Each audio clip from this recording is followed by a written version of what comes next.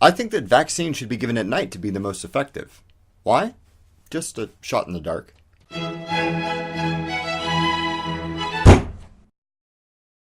Since the initial 7 cases in December, over 70 people in California have contracted measles because an unvaccinated carrier decided that they wanted to visit Disneyland.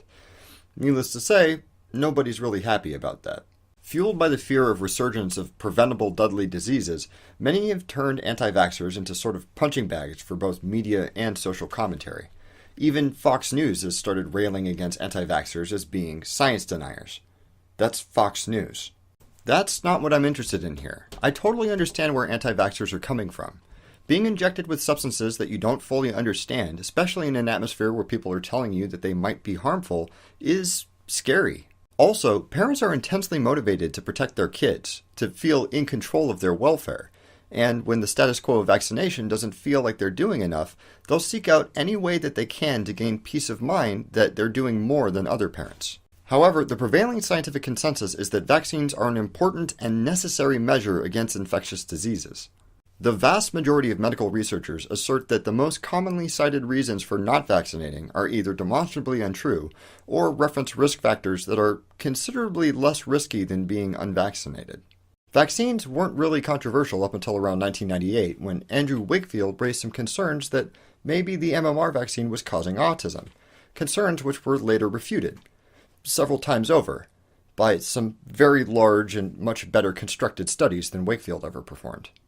It's interesting that people would choose to believe amateur anti-vax theorists over trained researchers, to believe that there's some bias which extends to the overwhelming majority of medical experts, which would cause them all to recommend vaccinations, despite supposedly convincing evidence of their dangers.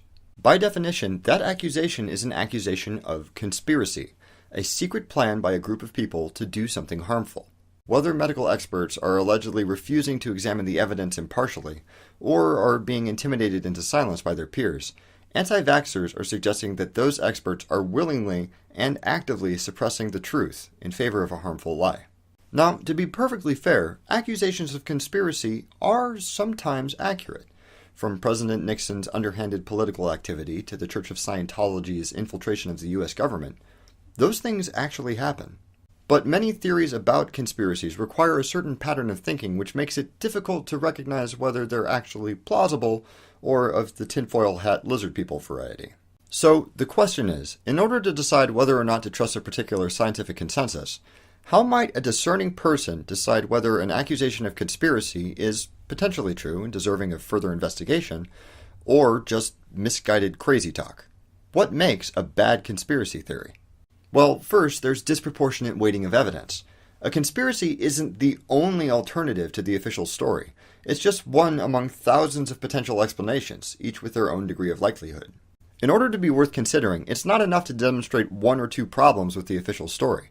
A plausible conspiracy has to explain all of the evidence, including all of the evidence used in support of the official story, better than the official story does. Most bodies of scientific research have a few contradictory results. As noted in the previous episode, most modern papers acknowledge that there's a small chance that their results are an error or a fluke. As such, a theory about a conspiracy which cherry-picks evidence for its own conclusions while ignoring all contradictory evidence or dismissing it as being a cover-up is probably just overselling an idea that simply isn't well supported. For example, anti-vaxxers will frequently refer to anecdotal cases of vaccines having caused autism, but they won't really talk about or acknowledge the numerous rigorous scientific studies that demonstrate that there's no causal link between the two. Another common trait of bogus conspiracy theories is that they posit an impossibly large number of complicit parties. That's people in the know who ought to come forward who don't for some reason. Considering the incredible lengths that governments go to screen people for top-secret clearance, and considering the regular failures of even those rigorous systems of secrecy, the idea that thousands upon thousands of researchers and experts would all collectively keep their mouths closed about some dark secret for decades is kind of a stretch. So conspiracies have a whole lot of ground to cover before they're plausible explanations for events, yet they still contain all of the drama and allure of a spy thriller, while flattering their believers for being smarter than the rest of the sheeple. Compared to the boring, mundane story that vaccines work exactly the way that doctors think they do, a conspiracy, or a secret that they don't want you to know, is way more exciting. But buying into that conspiracy theory and confirmation bias isn't a rational decision. It puts both the child and everybody who comes in contact with them at significantly increased risk. And the more resources that scientists have to pour into constantly reasserting accepted scientific principles in media and refuting any accusations of some sort of scientific conspiracy, the more dangerous the world those children live in becomes. After all, evolution isn't going to wait around for us to be ready for the next big disease, and it would be very helpful if we didn't also have to fight battles that we've already won. What's your favorite conspiracy theory? Is it actually plausible? Please leave a comment below and let me know what you think. Thank you very much for watching. Don't forget to blah blah subscribe, blah share, and don't stop thunking.